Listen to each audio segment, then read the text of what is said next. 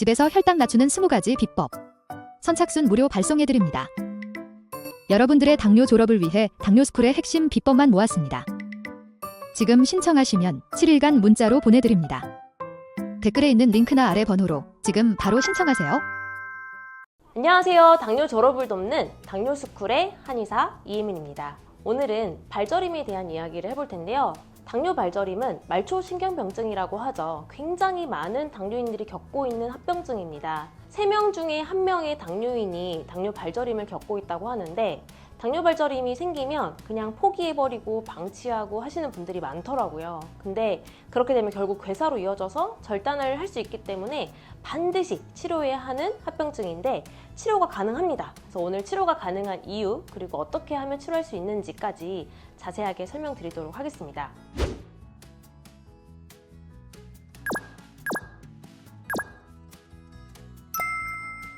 치료 사례도 굉장히 다양하고 많습니다. 저희가 가진 치료 사례 중에 정말 발저림 치료 사례가 가장 많다고 얘기할 수 있을 정도로 발저림 치료가 굉장히 잘 되는 편인데, 그러다 보니 전자책도 이렇게 발저림 치료 사례집 1, 2가 나왔고요.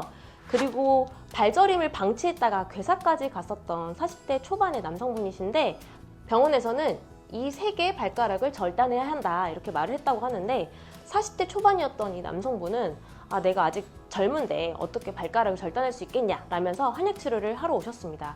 정말 감사하게도, 그리고 다행히도 2개월 만에 발괴사가 나아져서 지금은 3살로 깨끗이 변했고요. 병원에서도 어떻게 세상에 발괴사가 완치가 되냐, 믿을 수는 없지만 어쨌든 완치됐다, 이제 안 와도 된다, 졸업, 이렇게 말을 했다고 하죠. 그래서 발저림을 방치해서 괴사까지 갔었던 분이 이렇게 탈출했었던 이야기를 저희 당뇨스쿨의 졸업자 영상으로 올라가기도 했고요. 실제 책에 나왔었던 사례이기도 한데, 서울 양천구에 거주하시는 백땡땡님이 당뇨로 인해서 손발저림이 생겼었는데 한약 치료를 하시고 모두 다 소실이 됐고, 더불어서 당화혈색소도 많이 감소가 되었습니다. 6.8%까지 무려 1.7%가 낮아져서 혈당도 안정화된 상태로 이렇게 치료를 종결했었던 분이 있고요. 다음으로 인천광역시 연수구에서 오셨던 이땡땡님 같은 경우에도 당뇨 발저림 당연히 다 완전히 소실되었고, 당화혈색소도 8.4에서 6.4%까지 낮아져서 2%가 감소해서 혈당이 안정되었었던 그런 사례도 있었습니다. 정말 치료되는 당뇨 발저림, 어떻게 하면 치료가 될 수 있는지 그 해법을 공개하도록 하겠습니다. 치료의 핵심은 첫 번째, 혈관 건강입니다. 우리가 모세혈관이 왜 중요하냐면, 말초신경병증이라고 하잖아요. 말초신경은 끝에, 손끝, 발끝에 있는 말초신경이거든요. 말초신경에 영양과 산소 공급을 해주는 거는 결국 이 모세혈관이에요. 내 모세혈관이 얼마나 건강한지, 얼마나 산소와 영양 공급을 충분히 해줄 수 있는지에 따라서 상처가 나면 잘 회복되는지 아닌지에 대한 여부가 결정이 되거든요. 이런 모세혈관을 정말 간단하게 이런 현미경으로 살필 수가 있습니다. 정말 간단한 검사 기기인데요. 조각주름 현미경이라고 하는 이 현미경에 손가락 하나만 이렇게 올려놓으면 자신의 모세혈관의 모습을 생동감 넘치게 볼 수 있습니다. 그래서 혈액이 흐르는 게 실제 관찰이 되는데, 동영상으로도 촬영이 가능하고요. 이렇게 사진 형태로도 촬영이 가능합니다.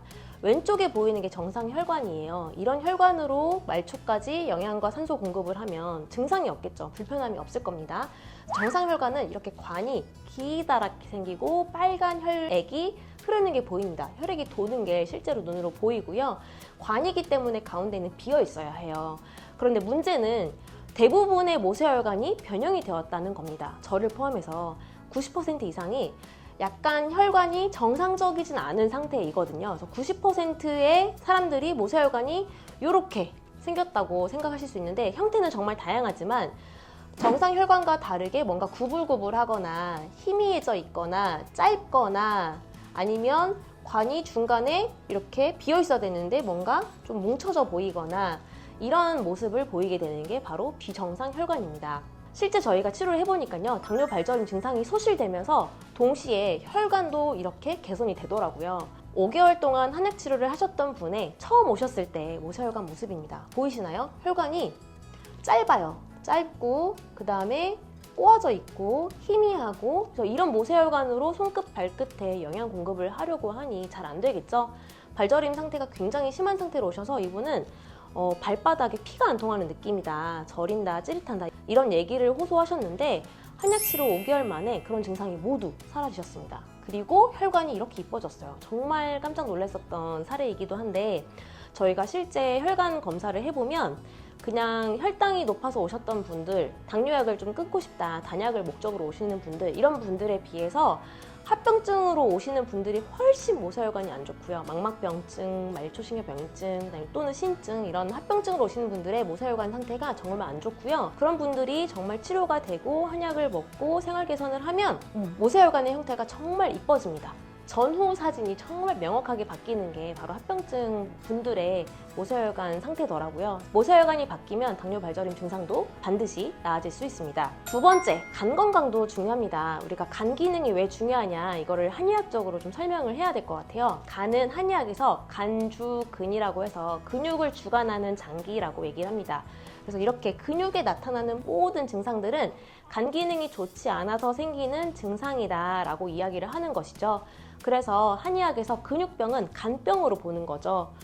실제 말초신경병증, 발저림은 근육에 나타나는 증상들이잖아요. 저리고 찌릿하고 화끈거리고 이런 증상들이 다 근육에 나타나는 증상들이기 때문에 이러한 증상들은 한의학에서는 간 문제다.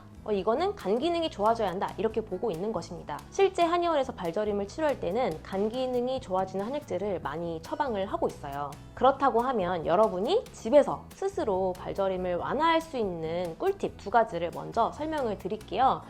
여러분이 하셔야 될 것 중에 가장 중요한 두 가지만 골라왔습니다.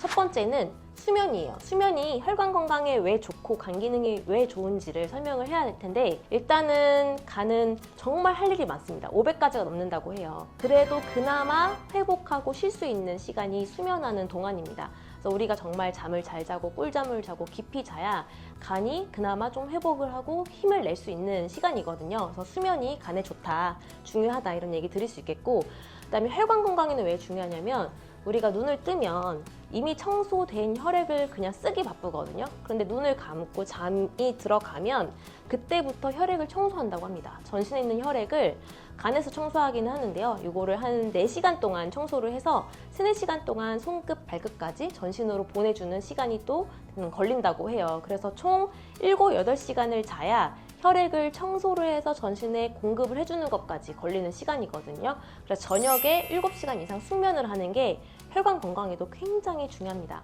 실제 저희가 아까 모세혈관 사진 같이 봤는데 그 혈관 딱 보여드리면 환자분들이 놀라세요. 이게 내 혈관이냐?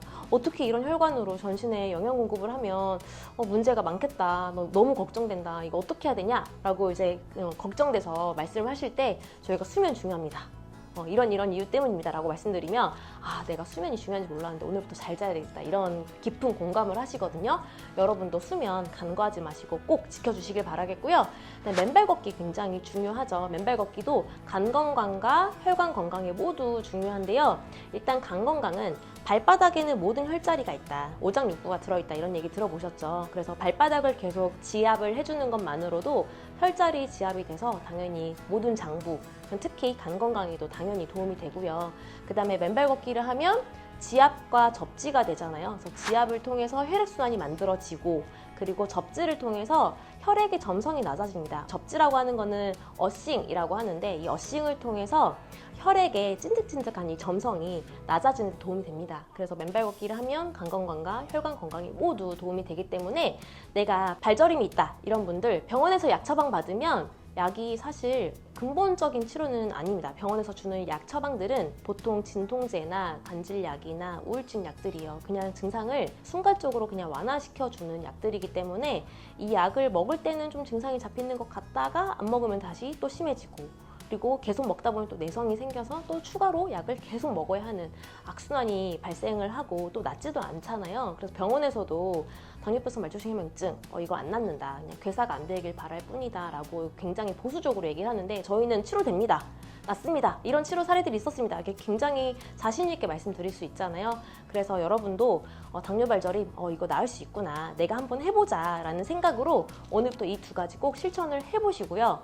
만약에 나는 좀 더 효율적으로 좀 빠르게 치료를 하고 싶다 라든지 아니면 해봤는데 안 된다 라든지 아니면 이미 좀 진행이 많이 돼서 좀 상처까지 회복이 좀 잘 안 되는 단계까지 왔다. 그래서 괴사가 좀 걱정된다. 라든지 아니면 마지막으로 난 정말 괴사까지 왔다. 괴사가 이미 온 분들은 정말 다양한 걸 또 시도를 해보셔야 되거든요. 절단 무조건 선택하지 마시고 그래서 그런 분들이 만약에 있다고 하면 한약 치료를 한번 고려해 보시면 좋겠습니다. 혈당 개선탕이라고 해서 저희가 혈액 순환에도 도움이 되고 그 다음에 뭐 간열을 꺼뜨려주는 그런 약재들을 개인 상태에 따라서 맞춤으로 처방을 하고 있습니다.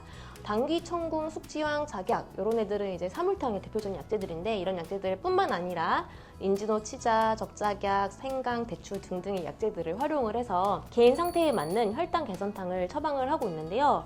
나는 발저림이 나을지 모르겠다. 좀 그래도 좀 고민된다. 이런 분들은 딱 1개월만이라도 치료를 꼭 해보시길 바랍니다. 왜냐면 물론 치료는 3개월 이상 걸릴 거예요. 하지만 내가 1개월만 치료를 해보면 발저림이 그래도 줄어드는 게 보이거든요. 발저림이 조금이라도 완화되고 생활이 조금이라도 편해진다면 그때 자신감이 생기고 희망이 좀 생기기 때문에 그때는 원장님과 상의해서 정말 필요한 기간만큼 뭐 3개월이든 6개월이든 이렇게 한약 치료를 하시면 좋겠지만 그래도 고민된다 이런 분들은 단 1개월만이라도 치료를 하셨으면 좋겠고 한약 치료에 대한 상담이나 궁금한 점이 있다면 1644-5178로 전화를 주시면 저희가 자세한 상담과 안내 도와드리도록 하겠습니다. 오늘은 발저림에 대한 이야기를 했는데요. 당뇨인 중에 3분의 1이 겪고 있는 당뇨 발저림 방치하지 마시고요.